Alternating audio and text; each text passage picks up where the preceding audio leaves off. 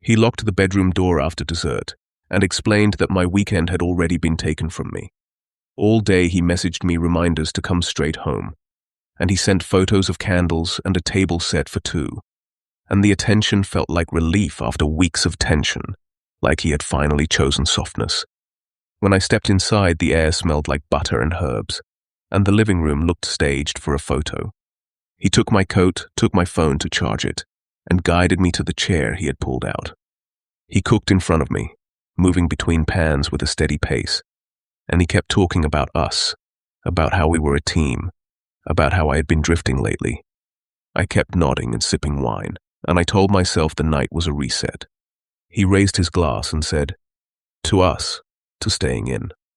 I laughed in a way that sounded thin, and the wine tasted slightly sweet, like fruit left out. After dinner, he insisted on dessert in the bedroom like it was romantic and private, and I followed because I wanted the argument-free version of him. He carried 2 plates upstairs and kept my glass topped off. The bed was freshly made, and there were new sheets that still held the fold lines. He set the plates down, closed the door, and I heard the lock click. He put the key on the dresser and rested his hand over it. He sat beside me and spoke like he was reading instructions, and he told me the wine had something in it that would make me calm and heavy, and he said it was nothing to fear. He said he needed me compliant for the weekend. He said he had already sent a message to my boss from my phone, and that it said I quit. He said the locks were changed, and the windows were covered from the outside. My first reaction was a laugh that came out wrong, and I told him he was not serious, and he did not answer right away. He watched my hands like he was monitoring a reaction. My fingers felt clumsy, and the room started to tilt at the edges, not like spinning, more like my body was forgetting how to hold itself. I stood up anyway, and my knees buckled, and he caught me under the arms and guided me back down. "You are going to rest," he said, and his voice stayed level. I told him to give me my phone, and he said it was safer downstairs. I told him I needed water, and he brought it, and I drank because my mouth had turned dry and thick. When I tried to push past him, he stepped into the doorway, not rushing, just occupying it. He said I had made him feel invisible for 3 years. I remember thinking I could talk my way out, so I told him I appreciated him. I told him I loved him, and the words came out slurred, which made him shake his head like I was proving his point. He said he did not want pretty words anymore. He wanted proof that I would stay. He lifted my left hand and slid a ring on my finger. Then he kissed my knuckles and waited for gratitude that I could not summon. Sleep did not come, even though my body kept sinking, because fear kept my mind awake while my muscles went numb. I lay there listening to the house settle, and I heard him moving downstairs, dragging something, tapping boards, opening and closing drawers. At some point he returned and climbed into bed without touching me. He said he would sleep better knowing I could not run. I stared at the ceiling until it blurred. Sometime in the night he woke me to use the bathroom, and he stood in the doorway while I moved like a person learning to walk. I asked again for my phone, and he said phones were for people who respected their partners. I asked to leave, and he said leaving was what hurt him, even when I was sitting right beside him. He shut the bathroom door after me, and I heard the key turn. By morning I could sit up, but my legs still wobbled, and he acted cheerful, like this was our first weekend getaway. He carried a tray of toast and coffee, and he reminded me that I had no work to go to. He said he had stocked the fridge, and he said we would talk about rules. When I asked him to unlock the door, he said it stayed locked until I learned gratitude. I waited until he went to shower. Then I tried the window, and my fingertips met hardwood and screws, boards tight against the frame. I pressed my ear to the glass and heard nothing outside. No cars, no voices, just the muffled hush of winter. I looked for anything I could use, and the room offered soft objects, fabric, pillows, a lamp with a cord that did not reach the door. I went into the bathroom and found the exhaust vent above the toilet. The vent cover had 2 small screws, and my hands shook, but I used a coin and turned them a fraction at a time. Cold air came through when it came loose. I climbed up, scraped my arms, and dropped the screws into the duct until the neighbor sound paused. There was knocking, then more voices, one firm and official. The front door thudded, the bedroom door gave way, and Hans pulled me into the hall while he insisted I was overreacting.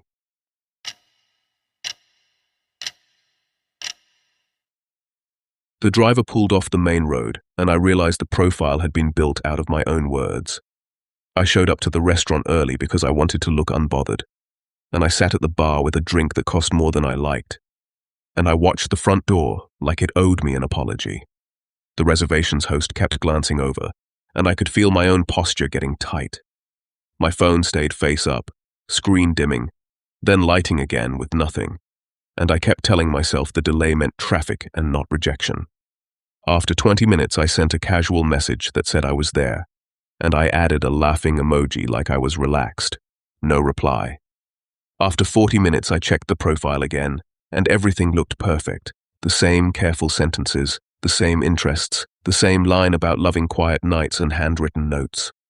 I watched couples being seated, gifts sliding across white tablecloths, and I felt like I had brought an empty chair to a full room. At an hour, I accepted what was happening, so I asked for my check, and the bartender gave me a look that was half sympathy and half routine. I ordered another drink anyway, then another, because leaving felt worse than staying. When I finally stepped outside, the cold hit my face and made my eyes sting. I requested a ride, and I stood under the awning with my shoulders hunched, pretending I was waiting for someone else. The car arrived fast, a clean sedan that looked like it had just come off a rental lot. The driver rolled down the window and confirmed my name, and I nodded and got in. The inside smelled like citrus cleaner and faint cologne. He asked how my night was going, and I said it was fine, and my voice sounded thin. He glanced at the rearview mirror, and his mouth curved like he was holding back a comment. Then he focused on the road again. We drove through downtown, past storefronts with red hearts taped to glass, and I stared out the window because I did not want conversation. He tried anyway, light questions about dinner, about plans, about whether I had a partner. I told him my date did not show, and I tried to laugh about it, like it was a funny story I could tell later. He kept glancing at the mirror, and each time his eyes met mine, he looked pleased, like he had heard good news. He said dating was hard now, and I agreed. He said people could be anything online, and I agreed again. Then he said my date sounded careless, and I told him I would get over it. The route turned away from my usual streets, and I noticed because I knew the way home. I leaned forward slightly and said the app usually took the main avenue, and he said there was construction. His tone stayed calm, like he was explaining weather. My phone buzzed with a notification that the ride had updated the route, and I watched the map redraw itself, longer, quieter roads, fewer lights. I told him I was feeling tired and wanted to get home, and he said we would be there soon. He took another turn that I knew led toward industrial lots. I sat up straighter and said I could guide him, and he said he already had directions. His hand stayed steady on the wheel, and that steadiness made my stomach turn. The streets emptied out, and the storefronts became chain-link fences and loading docks. My window showed dark buildings with blank faces, and the streetlights were spaced too far apart.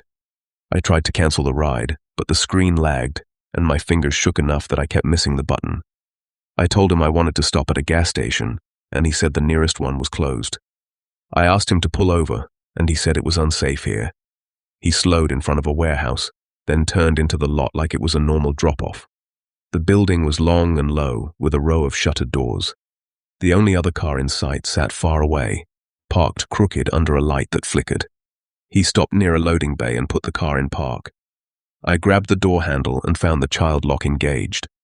My breath came shallow, and I told him to unlock it, and he said my date had been very late, and he did not want to waste the night. I stared at him, trying to connect his words to reality, and he turned his head just enough to see me better. He said he was sorry the restaurant had been humiliating, and he said he had planned it that way so I would feel alone, and then grateful. He said he had been talking to me for months, and he sounded proud, like he had completed a project. I told him he was not the person from the app, and he said he was the person behind it, and that was what mattered. He reached into the center console and pulled out my exact favorite candy, the one I had mentioned once in a late-night message, and he placed it in the cup holder between us. He said he remembered everything I had shared, my work schedule, my complaints about friends, the nights I said I felt invisible. He said he used my details to build the kind of profile I could not resist. He said he chose the restaurant because it would make me dress up. He said he wanted to see me like this in person. I told him I was going to call someone, and he laughed softly, not loud, more like he found it cute. He said my phone would not help because there was no signal here, and I checked and saw one weak bar blink and then vanish. He said he knew I would take a ride home alone because I had told him I hated asking friends for help. He said I was predictable, and then he asked me to open the glove box, like he was asking me to find napkins. I refused, and he did not argue. He just leaned across and opened it himself. Inside was a printed stack of papers, screen captures of my messages, my photos, my location tags, everything laid out like a file. I recognized my own words, but seeing them on paper made them feel stolen in a new way. He said he kept them to stay focused. He said I never noticed how much I gave away. He said he had been waiting for a night where I would be upset and unguarded. My mind raced through options, but my body felt heavy from the drinks, and I hated myself for it. I reached for the window switch and rolled it down a few inches, and cold air rushed in, sharp and clean. I yelled, but the sound went into the open lot and fell flat. He moved fast then, not frantic, just sudden, and he grabbed my wrist and pushed the window back up. He said I was making this harder. He said he needed me calm, and he told me to eat the candy like it was medicine. I told him I would do anything if he drove me back to the restaurant, and he considered it like a negotiation. Then he said he could not risk me running inside and causing a scene. He said he had chosen this lot because it was private, and because there was a side door that led into a space he rented. He said it was already set up with blankets and music. He said it was not like the stories people told. It was just two people finally meeting for real. Then he got out, walked around, and opened my door from the outside. The cold hit my legs, and he reached for my elbow like he was helping me step out. I pulled back and stumbled, and the edge of the door caught my hip.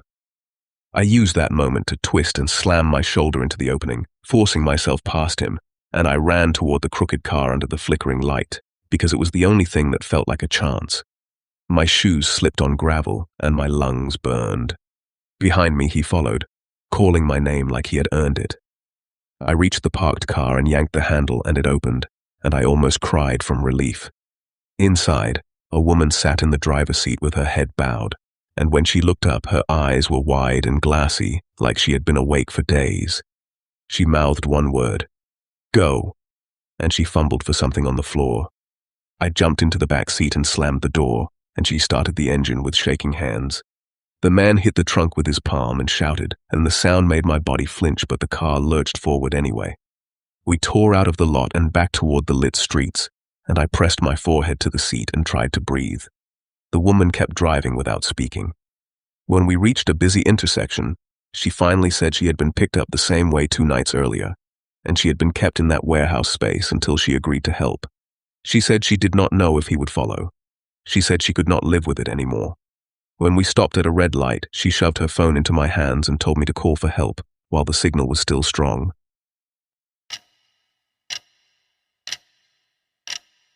The flash drive contained a year of my life from an angle I never knew existed. I agreed to meet my ex at a coffee shop because it was loud and bright and full of people who would notice if anything went wrong. I told myself it was closure, and I promised myself I would keep it short. When I walked in, I chose a table near the counter, and I kept my phone in my hand. I watched the door and tried to keep my face neutral, like this was routine. He arrived with roses and a small gift box, and he acted gentle, like we were 2 adults fixing a messy ending. He said, "Thank you for coming. I needed to say goodbye properly." I said I had 10 minutes, and I meant it. He slid the box across the table, and he told me it was not jewelry, just something for me to have. I did not touch it right away, and my stomach tightened anyway. We talked in polite sentences, the kind that sound mature but leave splinters behind. He apologized for how he had handled things, and he said he had been lonely and reactive. I nodded and stared at the foam on my drink, and I waited for the part where he asked for another chance. Instead, he kept his hands folded, and he looked down like he was embarrassed. He said, "I do not want to fight anymore. I want you to feel safe." After a few minutes, he tapped the gift box with one finger and said I could open it now. I lifted the lid and found a flash drive resting on tissue paper. It looked ordinary, cheap plastic with no branding, the kind people get from conference booths. I held it like it might stain my fingers. He said, It is just truth. It is just so you stop thinking I am the villain. I said I did not want anything from him, and he told me it was already mine. I stood up to leave, but my chair caught on the floor mat, and the moment stretched, and he used it. He said, "You should watch it before you block me everywhere. You deserve to know how much I cared." People around us were laughing and talking, cups clinking, life moving on. I sat back down because I hated causing scenes and because part of me wanted to end this cleanly. I slipped the flash drive into my pocket and told him we were done. At home, I tried to throw it away. Then I tried to ignore it. Then I found myself holding it again like a tooth I could not stop touching. I told myself it might be embarrassing texts, maybe recordings of arguments, maybe something he thought would win sympathy. I plugged it into my laptop while my dinner went cold. A folder opened with dates, and each file name included my address, like a label on a storage bin. My skin went tight across my arms. The first video loaded, and I saw my living room, but not from my couch angle, from above, near the ceiling. I watched myself walk in with groceries, shoes half off, humming without realizing it. The camera did not move, it just watched, and the sound was clear enough to catch my keys hitting the bowl by the door. Then I saw him, stepping into frame behind me, moving fast, touching my hair once, then leaving before I turned. My mouth went dry and my hands started shaking. I clicked another file and it was my bedroom, again from high up, looking down at my bed and dresser.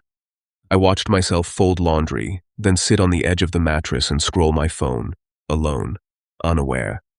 A minute later, he appeared at the doorway, shoulders hunched, listening. Then he crossed the room and opened my nightstand. He took something small, held it to the camera, then put it back like he was proving he could. I heard myself laugh at a message while he was still there, and the sound made me feel sick. I pulled the smoke detector down with my fingertips and it came loose too easily, like it had been opened and closed before. Inside, a tiny lens stared back, dark and smooth. I dropped it onto the bedspread and it bounced, light as a toy, and that made it worse. My phone slipped in my palm, and I fumbled to dial. When the dispatcher answered, I could barely form words, so I said, "Someone has been filming me inside my apartment," and I found the camera. The building manager arrived first, breathless, holding a tool bag like he had been called for a leak. He looked at the device and then at me, and he said, "This is not part of the unit. This is not ours." He asked if I had given anyone access, and my mind flashed through maintenance visits, package deliveries, the ex who used to have a key. I told him my ex had lived here before, and the manager's face tightened as if he already knew where this would go. When the officers arrived, they asked me to show them the videos, so I sat at my kitchen table and clicked through files while they watched in silence. One officer said, "Do you know how long this has been going on?" I said it looked like a year, and my voice sounded far away. They asked how he could enter, and I explained the old spare key he never returned. I felt foolish saying it out loud, like I had handed him a door and then acted surprised he used it. I changed the locks that night, and I pushed a chair under my door handle even though I knew it was pointless, and I slept in clothes with my phone on my chest. Around 2 in the morning, I heard footsteps in the hallway outside my unit, slow and patient, then the faint scrape of something against my door. I did not move. My screen lit with a text from an unknown number that said, "You are making this ugly. You could have watched quietly." In the morning, the building manager told me someone had tried my door and left before the security guard reached the floor. The officers came back and took the smoke detector camera, and they told me not to stay alone if I could help it. I packed a bag and went to a friend's place, but I still felt watched in every room, like the ceiling held secrets. Later that day, another message came, and it said, "Breaking up did not mean you get to leave me behind."